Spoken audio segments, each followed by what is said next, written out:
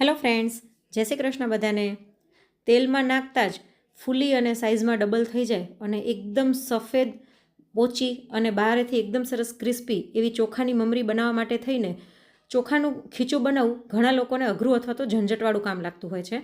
તો આજના વિડીયોમાં હું તમારી સાથે એકદમ સરળ રીતે આ ચોખાની મમરીની રેસીપી શેર કરીશ, જે બહારેથી ખાવામાં એકદમ ક્રિસ્પી અને અંદરથી એટલી જ સરસ પોચી છે કે નાના બાળકોથી લઈ મોટા બધા જ ખાઈ શકશે. અને આ મમરી દાળ ભાત સાથે, શાક રોટલી સાથે અથવા તો સાંજે ચા સાથે નાસ્તામાં ખાવામાં ખૂબ જ મજા આવતી હોય છે. તો આજનો વિડીયો જો તમને પસંદ આવે તો વિડીયોને એક લાઇક કરી ચેનલને સબસ્ક્રાઈબ જરૂરથી કરી નાખજો. તો ચલો રેસીપીની શરૂઆત કરી દઈએ. સૌથી પહેલાં આપણે માપ જોઈ લઈએ. તો અહીં મેં 2 મોટા કપ અથવા તો વજનથી જોઈએ તો 300 ગ્રામ જેટલો ચોખાનો લોટ લઈ લીધો છે. તેની સાથે અડધા કપથી થોડોક ઓછો અને વજનથી 50 ગ્રામ જેટલો સાબુદાણાનો પાવડર લઈ લીધો છે. સાબુદાણાને મિક્સરમાં ક્રશ કરી અને લોટ ચાળવાની ચાળણીથી મેં આ ચાળીને લઈ લીધો છે. તો આ રેશિયો પ્રમાણે જો તમારે ઘંટીમાં દળાવવું હોય તો ચોખા અને સાબુદાણાને મિક્સ કરીને તમે દળાવી શકો છો. હવે આ બંને લોટને આપણે એક મોટા બાઉલમાં લઈ લઈએ. આવી રીતે ચોખાની મમરીમાં થોડોક સાબુદાણાનો પાવડર નાખવાથી મમરી એકદમ સરસ પોચી, સફેદ અને ફૂલેલી થાય છે. તો આ બંને લોટને મિક્સ કરી લઈએ. અને હવે અહીં ગેસ ઉપર એક તપેલું મૂકી દીધું છે. તેમાં આપણે 2.5 ગણું પાણી લેવાનું છે. જે બાઉલથી મેં ચોખાનો લોટ લીધો હતો એ જ બાઉલ ભરી અને 2.5 બાઉલ જેટલું પાણી હું અત્યારે તપેલીમાં લઈ રહી છું. તો આ એકદમ પરફેક્ટ માપ થશે. હવે આની અંદર 3/4 ચમચી જેટલું મીઠું અને 3/4 ચમચી પાપડ ખાર નાખી દઈશું અને ઢાંકણું ઢાંકી અને 5 મિનિટ ફૂલ ફ્લેમ પર અને 15 મિનિટ સ્લો ફ્લેમ પર, એટલે ટોટલ આપણે 20 મિનિટ માટે આને ઉકાળવાનું છે. તો જુઓ 20 મિનિટ થઈ ગઈ છે અને આપણું આંધણ ઉકળી ગયું છે. તો હવે એની અંદર આપણે અડધી ચમચી જેટલો શેકેલ જીરુંનો પાવડર નાખી દઈશું. તમારે જો મમરી તીખી કરવી હોય તો આ સમયે તમે આની અંદર લીલા મરચાંની પેસ્ટ અથવા તો જે ભૂકો આવે છે અથવા તો ચીલી ફ્લેક્સ નાખી શકો છો. હવે આ ગરમ પાણીને આપણે જે બાઉલમાં લોટ લીધો હતો તેની અંદર બધું એકસાથે ન નાખતા થોડુંક થોડુંક નાખતા જઈશું અને મિક્સ કરતા જઈશું. ચોખાના લોટનું ખીચું બનાવવામાં બધાને પ્રોબ્લેમ એ થતી હોય કે ગેસ ઉપર પાણી ઉકળતું હોય તેમાં એક હાથે લોટ નાખતો જવાનો અને એક હાથે વેલણથી હલાવતા જવાનું, તો તે અઘરું પડતું હોય છે. જો કોઈ પકડવાળું ન હોય તો એકલા હાથે ખીચું બનાવવામાં થોડીક તકલીફ થતી હોય છે, પણ આમાં એ ઝંઝટ બિલકુલ નહીં થાય. તો આવી રીતના આપણે થોડું થોડું પાણી નાખતા જઈશું અને આને મિક્સ કરતા જઈશું. તો જો છેલ્લે થોડુંક પાણી બચ્યું છે એ પણ હું બધું એડ કરી દઉં છું. એટલે આ માપ એકદમ પરફેક્ટ છે. અત્યારે તમને એવું લાગતું હશે કે ખીચું થોડુંક ઢીલું છે, પણ હજી આ ખીચું કાચું છે. આપણે આને બાફવાનું છે એટલે ઢીલું નહીં રહે ખીચું. અને સાધારણ આપણે ઢીલું જ રાખવાનું છે, કેમ કે ખીચું સાધારણ ઢીલું હશે ને તો મમરી છે તે એકદમ સરસ પોચી થશે. હવે અહીં મેં એક કાણાવાળું છીબું લઈ લીધું છે. તેને મેં ઓઇલથી ગ્રીસ કરી લીધું છે. હવે આપણે જે આ ખીચું બનાવીને રાખ્યું છે તેને આપણે આ પ્લેટની અંદર નાખી દઈએ અને આપણે આને બાફવાનું છે. તો બધું જ ખીચું હું એકસાથે નાખી દઉં છું. તમે અડધું અડધું 2 વખત પણ બાફી શકો છો.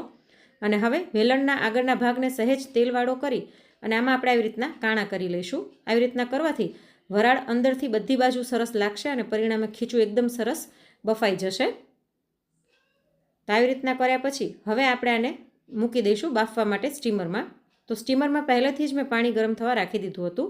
પાણી સરસ ઉકળી જાય પછી આપણે ખીચું આની અંદર મૂકવાનું અને ફૂલ ફ્લેમ પર આપણે આને 15 મિનિટ માટે સ્ટીમ કરવાનું છે. અને ઢાંકણામાં ઉપર ઓજ વળી ગઈ હોય એટલે ઢાંકણું ઢાંકીએ એ પહેલાં એને કપડાથી લૂછી લેવાનું, એટલે ઓજ ખીચા ઉપર ન પડે. અને ઢાંકી અને આને 15 મિનિટ માટે આપણે સ્ટીમ કરી લઈશું. તો જુઓ 15 મિનિટ થઈ ગઈ છે અને આપણે જોઈ લઈએ આપણું ખીચું એકદમ સરસ ફૂલી ગયું છે. તો હવે આપણે આને નીચે લઈ લઈશું. અને અહીં મેં એક બટર પેપર લઈ લીધું છે. બટર પેપરમાં આપણે સાધારણ ઓઇલવાળું બ્રશ લગાડી દઈશું.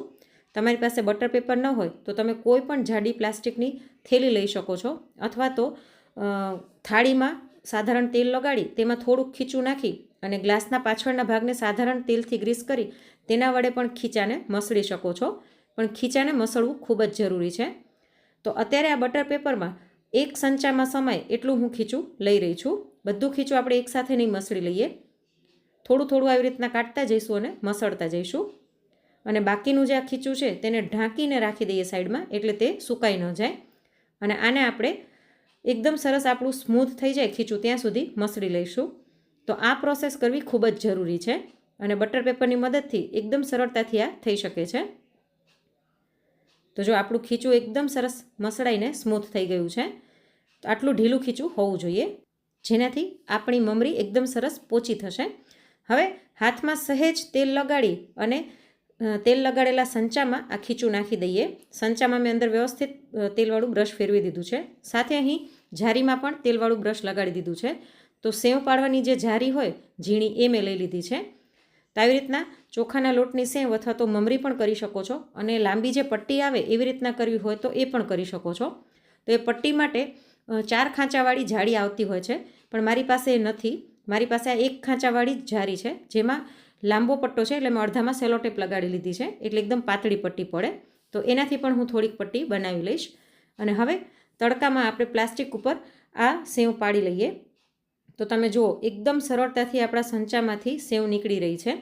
અને બહુ મોટા ગૂંચળા નહીં કરવાના, કેમ કે તળશું એટલે એકદમ સરસ ફૂલશે, એટલે નાના નાના ગૂંચળા કરીશું. અને એક જ રાઉન્ડ કરી અને વચ્ચે આપણે કટ કરી નાખીશું, કેમ કે જો વધારે પડતું તમે કરશો ને તો ગૂંચળા બહુ જ મોટા થશે અને જાડી થશે.